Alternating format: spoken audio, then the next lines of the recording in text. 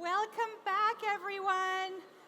I know you're engaged in your conversations, but now we want to hear from you. So let's turn our attention back to here.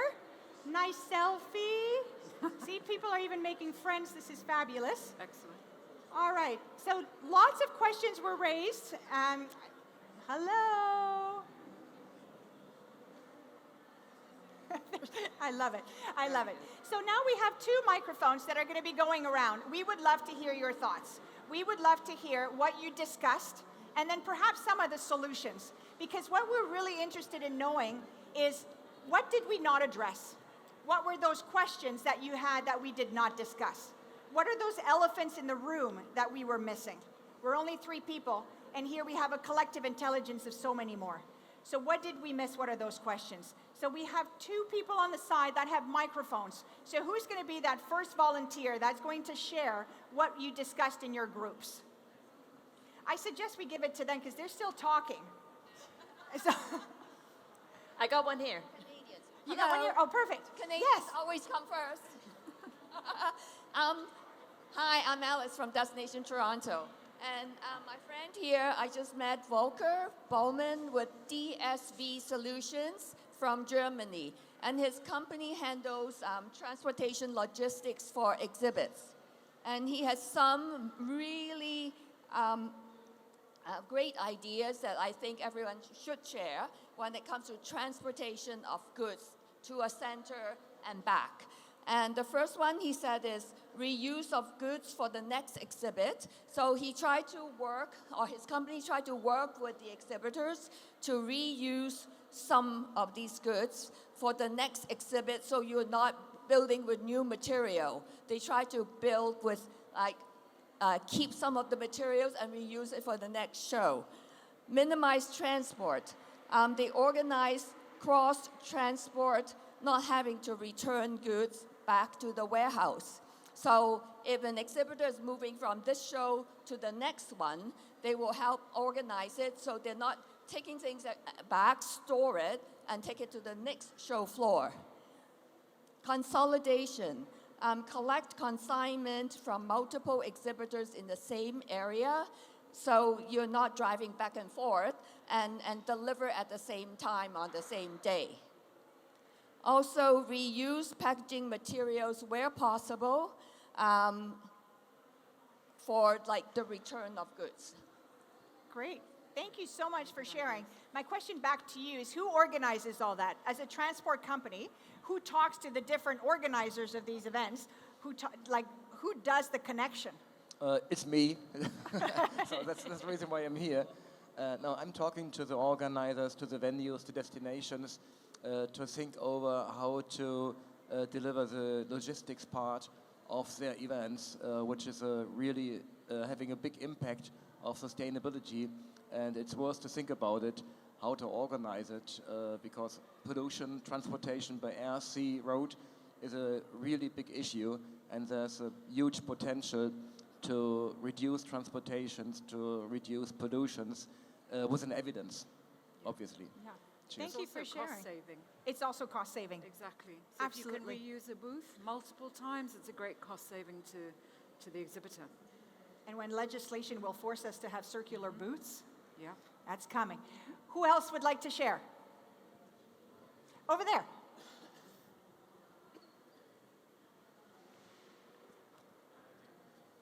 Hi, I'm Kodai from the CVB DMO of Yokohama, right next to Tokyo. And same as all of the others, probably for us, it's probably very difficult to measure a sustainability index. Although for environmental sector as well, it's difficult. I think social, cultural, economic, it's even more difficult.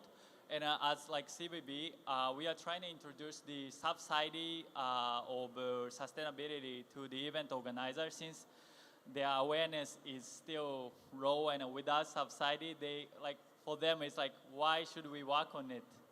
And my question to everybody professionals here is the subsidy, is it actually a good idea? Because I feel the idea of subsidy itself is not really sustainable, And also, like for now, we are only thinking of introducing for the environmental sustainability, since many people are caring about the environmental aspect when they say like sustainability. So I was wondering like how can we actually set up the scheme of sustainability subsidy for also like socio-cultural and economic aspect.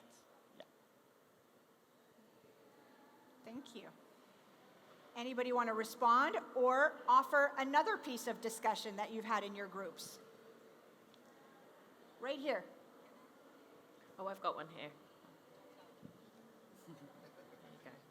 Thank you. My name is Kavita Prabhu and I'm from MCI Dubai. I work out of the Dubai office.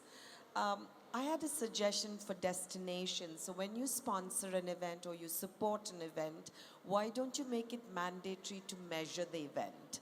Start off in any capacity, whether it's processes or whether it is supplier driven or whether it is the footprint, carbon or whatever, but make it mandatory for every destination to measure. Measure it from the time you support an event. Don't reduce the sponsorship, add on and say that you're going to measure an event. I think that you could help by walking the talk. It will make a big difference. What do you think, Natasha, of mandating your sponsors to do that? Yes, you can. I mean, there's a lot that an organizer can do because the power is in your hands. You're regulating your own event. I think we would probably focus on the built environment and the booths themselves. So we're part of what's called the Better Stands Initiative. It's gaining global traction, but that is where we will eventually eradicate what they call build and burn stands. So that is a one-use stand that is then destroyed and burnt. We have to get away from that completely.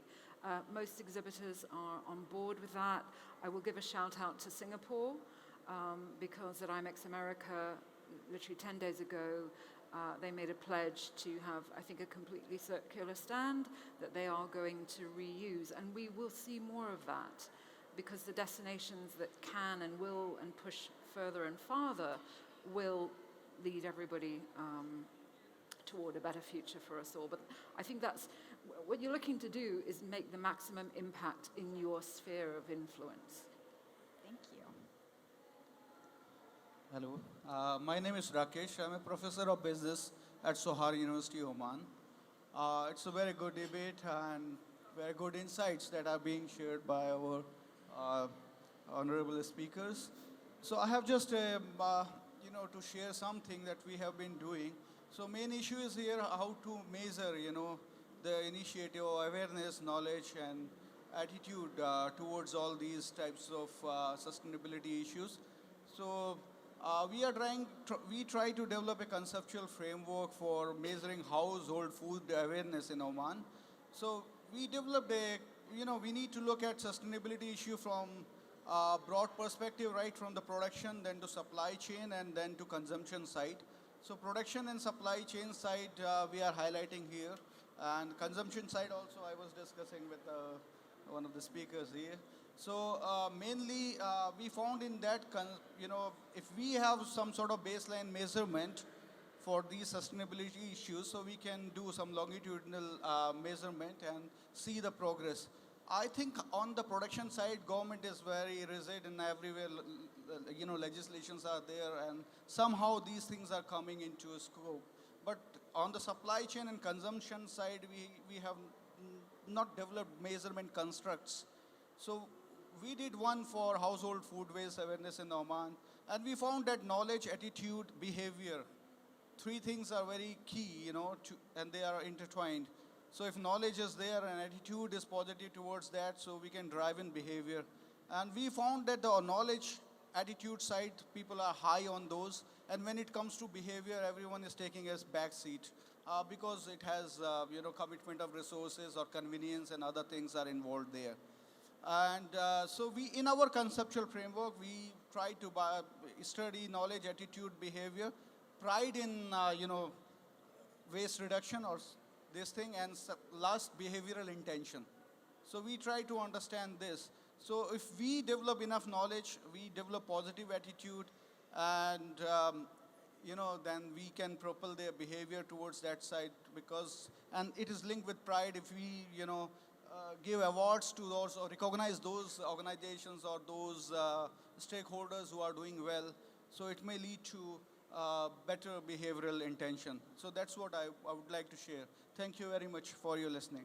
Thank you, Rakesh. And what was super interesting is Rakesh is an observer, and we're suppliers and buyers talking to each other. And what he raised is, what about the attendee? Like, how do we involve them into discussions? Because if we can change the behaviors of all the attendees, then are we cracking something there? So thank you for bringing those thoughts. We have time for one more comment, and then we're going to have to wrap it up. Oh, sorry. Just a comment on my side. I think where sometimes the challenge comes in is that we have the conversation on the intention of delivery. But, sorry, I'm from the Convention Bureau in Cape Town, Adrian. But it is not being budgeted in from the first initial pitch. And what we find is that if you do not allow for any form of allocation within that initial budget, the likelihood of any form of program coming into that budget is very limited. So, and of course, I mean, as we all know, it will take from bidding into a functioning LOC, into delivery. It can be multiple different levels and time periods. But I'm playing with the idea of when we're doing kind of the initial budgets, that there is a set percentage that needs to be calculated into that. If that is, of course, going to materialize, that is going to be ultimately reliant on the different partners delivering the programs. My concern is just if it's not budgeted in the beginning, it will never get delivered on, and it will never be added. Thank you. And we heard that last year, didn't we? Yeah, we heard that last year a lot, Yeah. is it's not budgeted or planned, and then it doesn't get done. Yeah. So thank you for those comments. I'm sorry, we are blocked with the time for additional comments, but we do have one last little piece of homework that we would like you to do. So we gave you these 3 cards, and if you don't have them, there's some lying around. So this is all about making change. The theme, of course, of this conference is tomorrow starts today. And if it starts today, what are you going to commit to? What is one thing that you would like to do or commit to? That's what you write on your green card. What is one thing that you would stop doing? This is your red card. We can all stop doing certain things. What would that be? And the yellow one is something you would like to know. So is there something that you do not know now that you would like to get to know that could help you advance your objectives?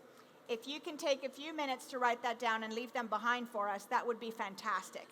And then the last thing I will ask you, I hear lots of clapping, so you're going to have to give us the biggest round of applause possible. Thank you. Woo-hoo! Thank you, everyone. Please give us your cards. Bravo, madame.